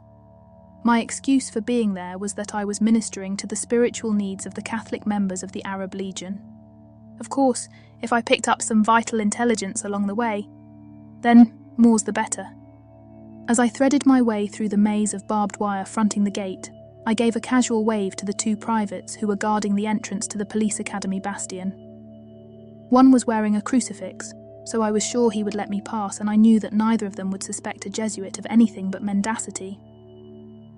I almost immediately stumbled on the information that King was seeking, and it was a doozy. It was clear that the Jordanians were massing their forces. I could see Jordanian troops pouring out of the fortified bunker at the top of the hill and into the defensive trenches surrounding the fort. The Israelis had assumed that Ammunition Hill was lightly defended, no more than a single platoon, perhaps 20 men. Yet this was a reinforced company, closer to 250 men. There was going to be an attack. I had to get that information back to King pronto. So I did a quick ITE Missa Est for the dozen or so Catholic attendees clustered around the water tower and began to pack up my stuff. Okay, I admit I was a CIA fraud, but a little religion never hurt anybody, even if the priest's actually an operator. I would smooth that out with God at a later date. I was trying to look casual as I walked back down past the trench line, which was full of soldiers. I had just reached the barbed wire exit gate and safety when I was stopped by an officious little man in full Arab Legion regalia. He had a crown on his shoulder board. The Arab Legion was modelled after the British Army, so I didn't know what rank that meant. But he should have been a modern Major General based on his attitude.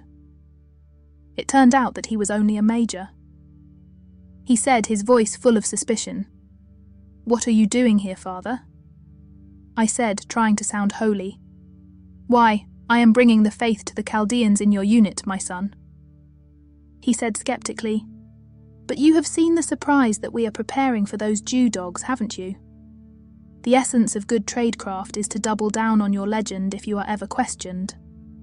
So, I drew myself up to my full height and said, trying to sound righteously indignant, "The Church has no interest in earthly matters. All I see is a collection of sinners in need of God's grace. So, please step aside. I have Vespers at St. Anne's to attend." The little man looked at me with contempt and said, "Unbelievers, you are all liars. You have seen our troop dispositions, and I cannot allow you to leave this place until we have eliminated the Jews over there." He pointed toward the Israeli enclave on Mount Scopus and added with ghoulish delight, "That will be soon.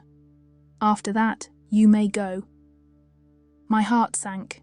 There was no way I was going to be able to run for the gate in a cassock, and they all had pistols. With that, he gestured to the soldiers who had accompanied him and said, "Take this priest to the bunker. You need not tie him up, but make sure he cannot escape. They weren't going to torture me just yet, but I knew I was in deep shit.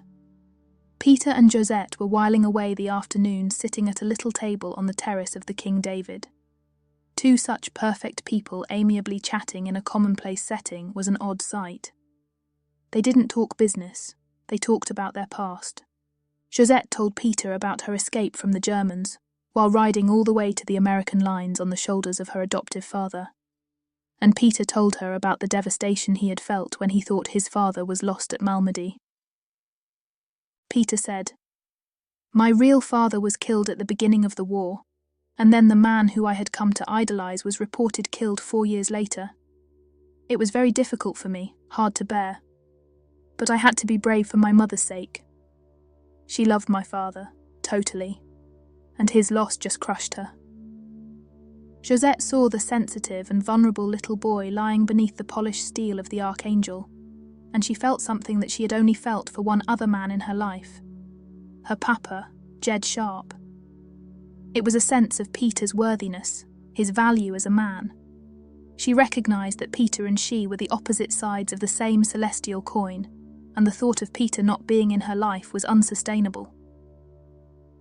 Brave little Josette, the tiny girl who never backed down, the one fiercely devoted to the few people she deemed worthy, her mother Susie, her father, Jed, and her uncle King, had added one final person to that exclusive pantheon, Peter Ashworth, the Archangel. And because Josette was forever loyal, her decision would not be questioned. Peter, on the other hand, had never had any doubts. Josette embodied every one of his cardinal virtues: courage, steadfastness, integrity, and commitment. The woman was intelligent and street-smart with the jaunty self-confidence that Peter thought he alone possessed. Most importantly, Josette was a peer. She was one of the few people on earth who Peter was comfortable with. So, whether married or not, the two of them would go through life together bound by their commonality. The Archangel was a man of action. His logical mind had thought it through and produced an answer. Now it was time to act. He was just reaching across the table to take Josette's hands in his, in order to tell her exactly how he felt, when the CIA director loomed next to them. Loomed was the proper term because the man filled the space like a mountain. He said tersely to Josette, "We have a problem. We need to talk." Josette looked at him alarmed. King rarely acted like that. And when he did, people died. Peter said, with no option for disagreement, "If she's involved, then I'm involved. What do you need, old boy?" Josette looked at Peter like he had read her mind. The decision had been made. It would always be the two of them. King said, "Let's go find ourselves a quiet place inside." And all three trooped back to the alcove where they had first met. King said to Peter, "I consider Josette to be family, but I don't really know you.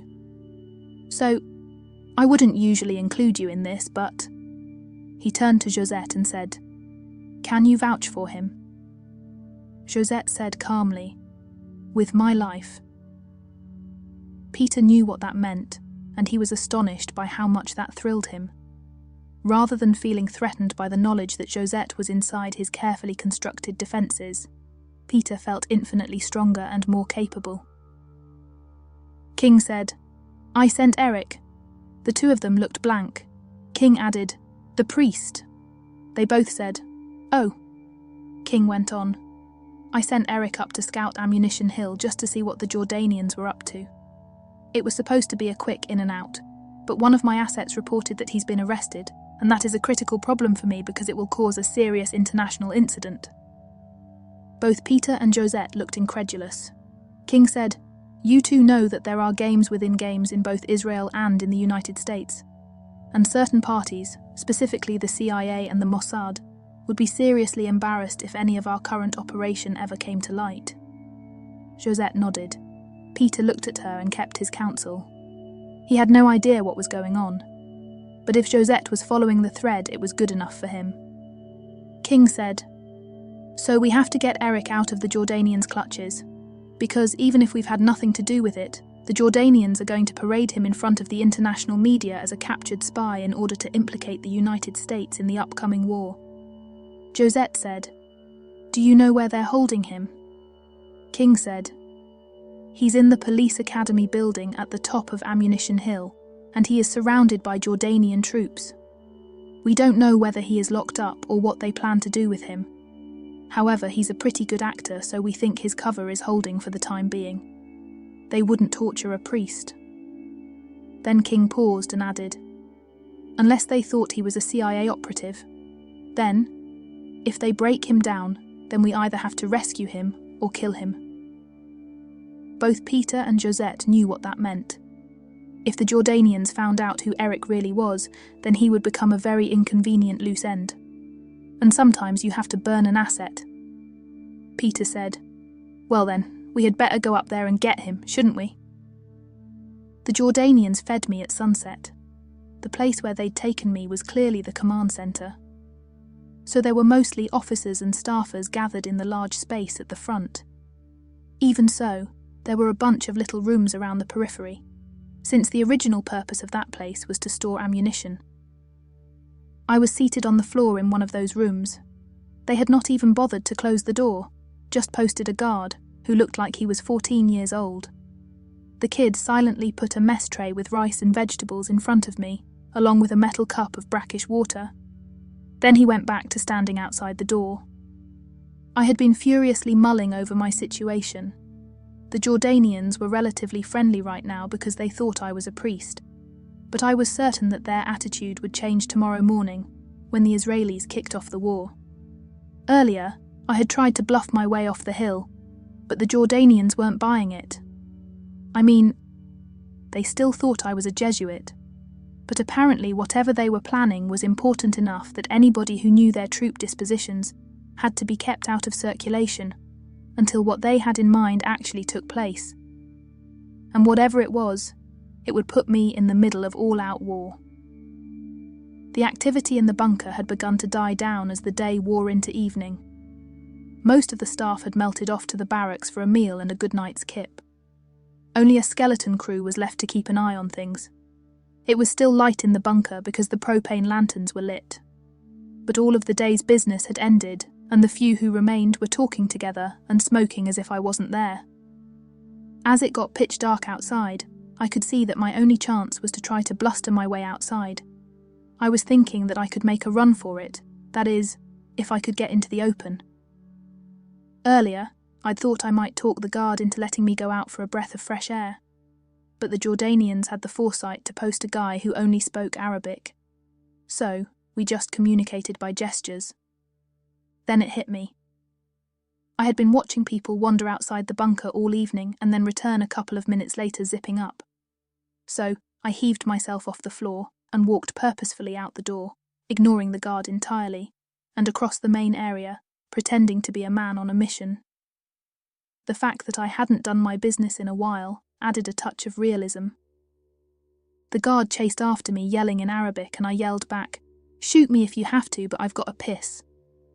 Fortunately, one of the English-speaking staff filled the guy in as to my intentions, so the kid just followed along out the door, leaving his rifle leaning against the wall where he had been standing. It was much darker outside and the night bugs were chirping.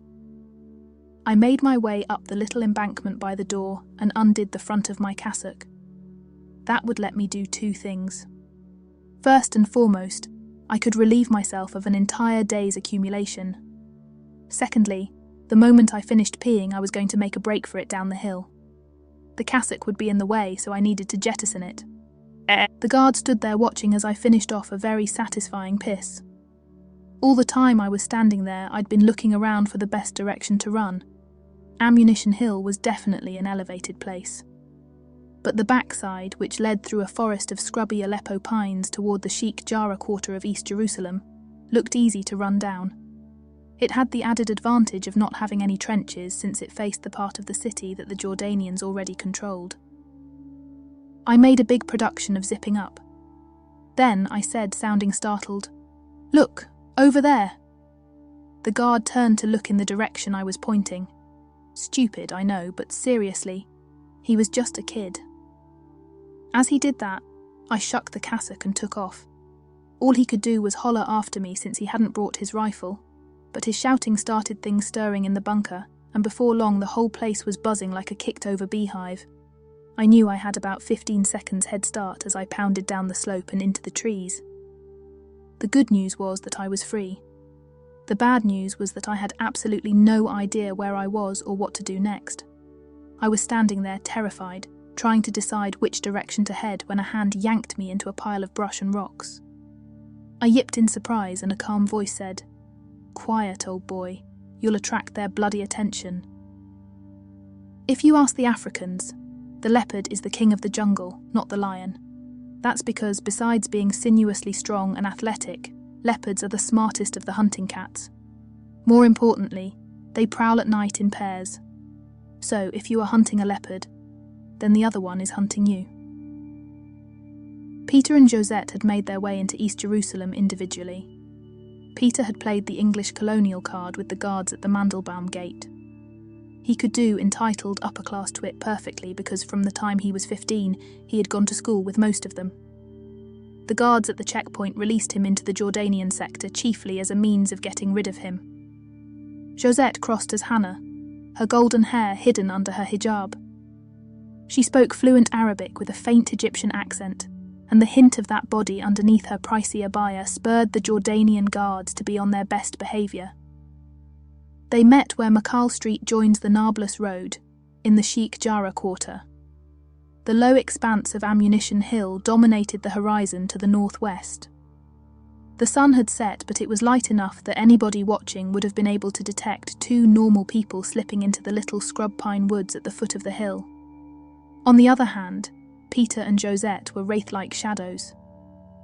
Josette had shucked her abaya and hijab, and was wearing a pair of olive-drab cargo pants and a military shirt, pockets stuffed with the tools of her trade, a blackjack, and her ice pick, a special weapon with an ornate carved gold handle, and an extremely slim, durable shaft made of Damascus steel. The needle was ready for mortal combat. The Archangel didn't need weapons, other than his unearthly strength and quickness. The two separated in the woods. Peter moved silently to the left toward the command bunker, which was dimly lit by propane lanterns, and Josette crept stealthily out to the edge of the woods to cover Peter's play. If things worked as they'd planned, Peter would be in and out with the priest and down the hill before anybody realized he was there. Then the needle would deal with any pursuit. It was a bold gambit that counted heavily on human nature. If you act decisively, people will accept that what you are doing is legitimate. Peter had pulled it hundreds of times, so he planned to acquire a uniform shirt and cap from the first person he could waylay. Then he would walk self-assuredly into the bunker, find the priest and walk back out. Peter was squatted behind a pile of rocks at the edge of the woods, looking for a target to undress, while Josette was crouched in a pine, looking like an actual leopard, ready to drop down on any pursuit. They exchanged a comfortable glance. Two perfectly matched people ready to do what they did best. Peter's problem was that the man whose uniform he needed to borrow had to be solitary enough that nobody would notice the Archangel silently killing him. So, Peter was surveying the scene when two men appeared on the upslope of the bunker's entrance. One of them seemed to be relieving himself. Then suddenly, the man began to run frantically toward Peter, shucking an article of clothing as he ran. The running man's companion shouted and there was stirring in the bunker. Josette, who was positioned at the edge of the woods, gave a warning whistle. But Peter didn't need it because he could see that the man running toward him was the priest. The kid was braver than Peter thought. It took me a second to get my mind around the fact that the Archangel himself had magically appeared like he'd just strolled down from the pearly gates. Then Josette dropped into the space too. She said, "Quick, go back down that trail." And she pointed toward a road in the distance. "We'll meet you there." I just stood there like a moron, staring at the two of them. Then Peter gave me an encouraging shove and said, "We have to tidy up a few things, old boy. It won't be a minute." Then the two of them slipped silently off into the woods, headed in the direction that I'd just come from. It was clear what they had in mind. There'd been 6 people in the bunker when I made my run for it, and I was certain that 3 or 4 of them were chasing me. Of course, none had any concept of the deadly danger that they were running into. It was ironic, really, that two such beautiful and sophisticated people had such a lethal side. But that was the spy game. It was the first time I realised how serious the business was. There were 4 pursuers. The first to arrive on the scene, well ahead of the others, was the guard who was immediately knocked unconscious by a shadowy blackjack administered from above him on a tree limb. It was an amazing feat of stealth and physical coordination. The next 2 men ran directly into the Archangel. Both had drawn pistols. But the Archangel just materialised in front of them, as if by magic. Peter picked up the first man and threw him into the second. Their pistols went flying. Then, he punched the first one unconscious. As the Archangel was doing that, the second, larger one, threw himself on his back, intending to choke him. But the Archangel slowly stood up, and in an amazing feat of strength, he removed the man's arms from around his own throat and used them to slowly spin the guy around. Then he seized the man's head and there was a short jerk, a snap, and the man collapsed lifeless. Meantime, the fourth was drawing a bead on the middle of the Archangel's back with his Makarov. That was ended by an ice pick that hit the precise spot where the man's spine joined his head. It had to be done that way because the man was starting to pull the trigger. Hence, the needle couldn't take the time to blackjack him. Death was instantaneous. So, the message to his fingers never arrived. Josette wasn't a natural killer, but she was always very brave. And she was protecting the man she loved. Yes. She was certain that the Archangel was the only man for her. There was a moment of silence, followed by more noises from further up the hill. Peter looked at Josette, did a deep formal bow and said dryly, "I believe the ball has concluded. Shall I escort you, milady?" Josette dimpled prettily and said, "Why, thank you, kind sir." She took Peter's arm, and the 2 of them walked sedately off down the trail, looking very much like a couple in a fairy tale. It would have been impossible for me to get back to West Jerusalem if it weren't for Peter and Josette. My escape had raised the alarm across all of the Jordanian checkpoints. So there was no direct crossing back into the Jewish side of the city. What the Jordanians didn't expect us to do was walk completely around Ammunition Hill, through the Assar Gardens, and out into the scrub pine hills that surround Jerusalem to the northwest. We crossed the 1949 armistice line somewhere out there in the wilderness. Yes, the biblical one. But it was hard to tell where, since the area was nothing but dry hill terrain. I would have never known to do that. But Josette did, naturally. The 3 of us were in pretty good shape. So the 2.5-mile walk back to the King David only took an hour. We walked single file, Peter in front and Josette behind me. I knew they were doing that to protect me, since I had valuable information. We got to the King David around 10 o'clock. King was waiting for us in the lobby.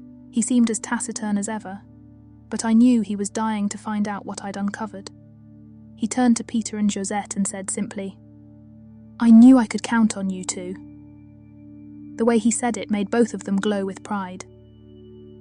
King was not a man who gave idle praise. He said, "I want to talk to Eric alone. Do you 2 mind?"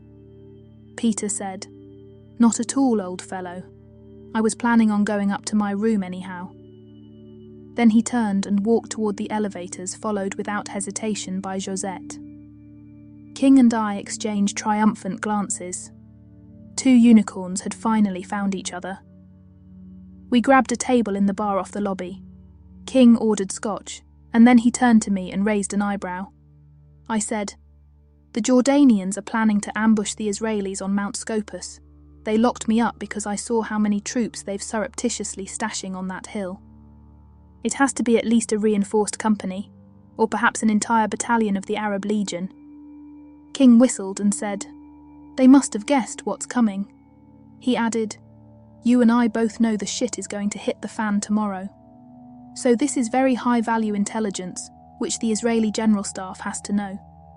He added approvingly, "That's good work, Eric. You have a long career in front of you." Peter and Josette were standing side by side in the elevator. Both of them knew what was going to happen, and both of them were relaxed and at peace. Peter was mystified by his reaction. He had extensive experience with some of the most beautiful women in Europe. But those were dalliances, or part of the job. There was never any investment of himself, since Pete was committed to his work. However, this was a different situation.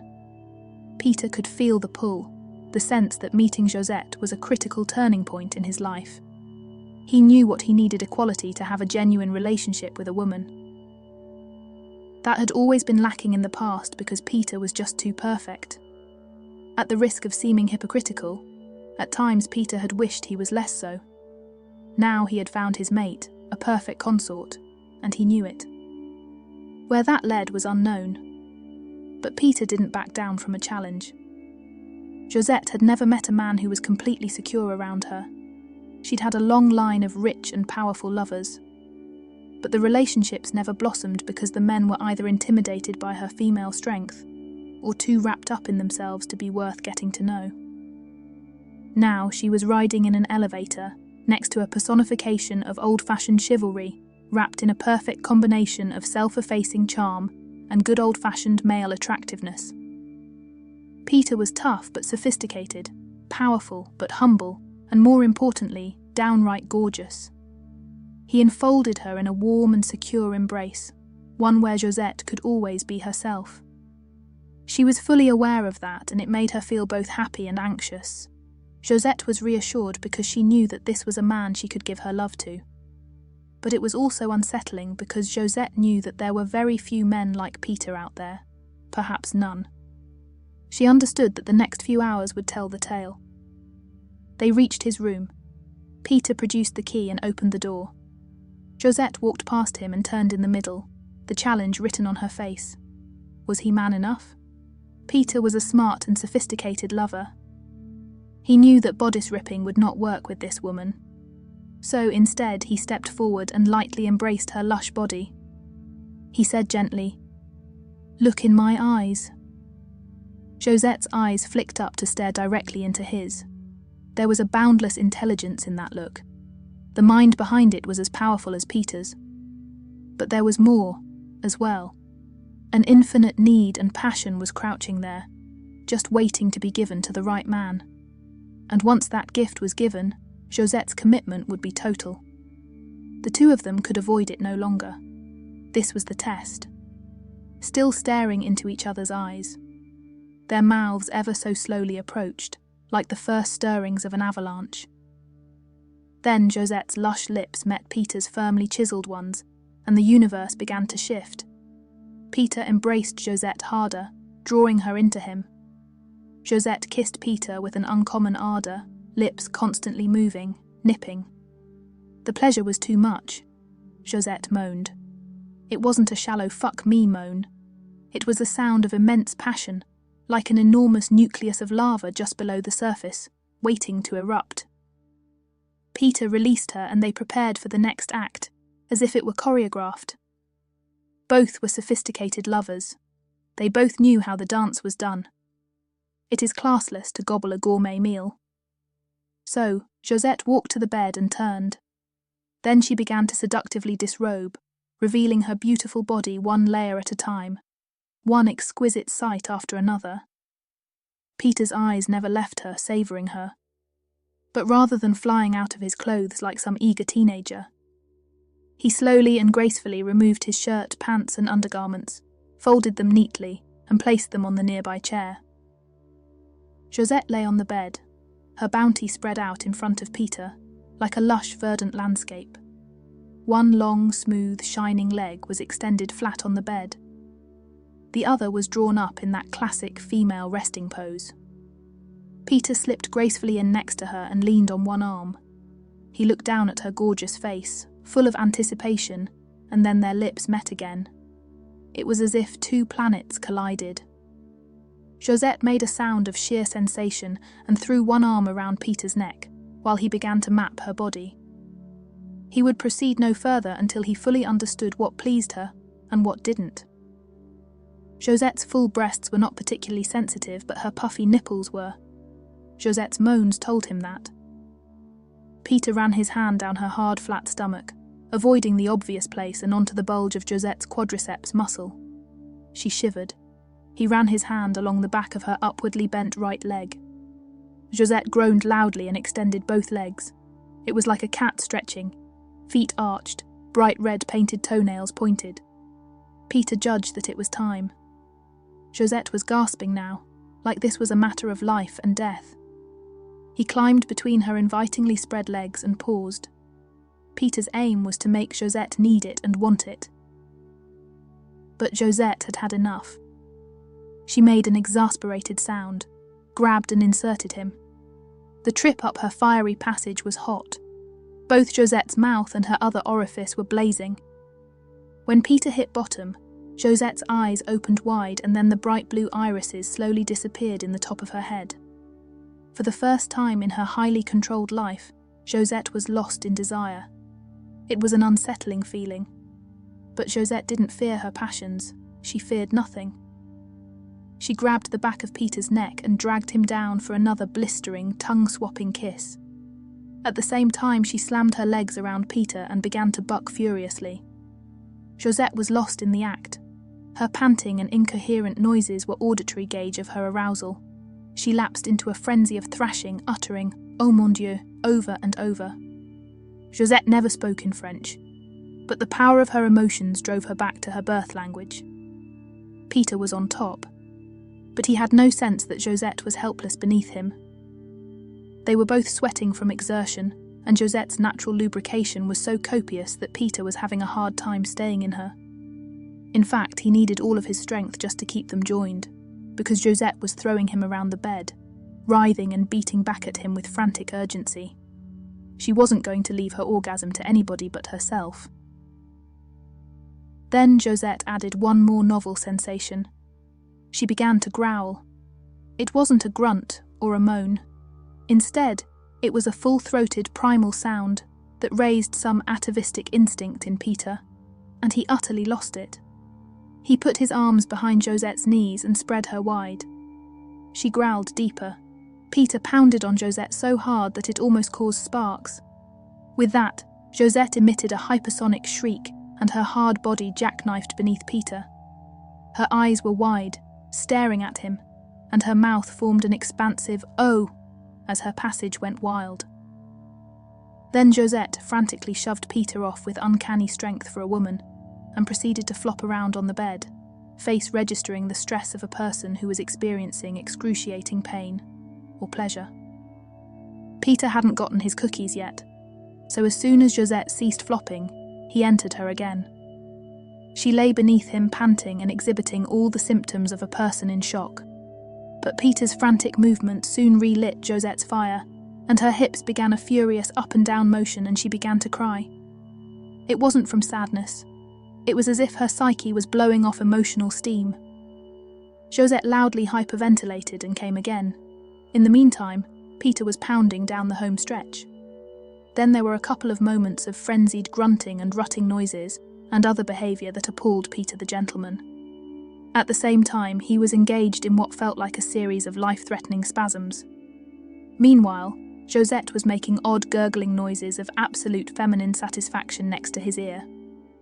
Peter rolled off and lay next to Josette, arm on his forehead, trying to get his breathing normal. She, in turn, looked like she had passed out, or was perhaps experiencing the same feeling of unreality. Finally, Peter said sincerely, "I have never done anything like that in my life, have you?" He knew that was an ungentlemanly question, and that he would have not liked the answer if she'd said, "Yes, of course." But he just had to find out. Josette said wonderingly, "I don't know what came over me. I know what an orgasm feels like. But this was something different. It was like I had lost control of my soul. For a moment, I wasn't sure I would survive it. It absorbed my entire consciousness." Peter could sense that what had just happened was momentous for both of them.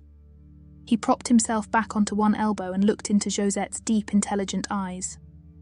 He remembered a question that she had asked him in the Luxembourg Gardens in Paris in 1945. "Would you like to tour around the garden with me?" Peter knew that question was the first step in a lifelong journey that would only end when death parted them. At 07:15 local time on Monday, June 5, 1967, 183 Israeli aircraft, virtually the entire Israeli Air Force, thundered into the sky and headed west, out over the Mediterranean Sea. Meanwhile, the Egyptians were in the process of taking down their air defense systems. As that happened, the Israeli Dassault Mirages swept in at treetop level and hit the airfields, where the entire Egyptian Air Force was parked, wingtip to wingtip.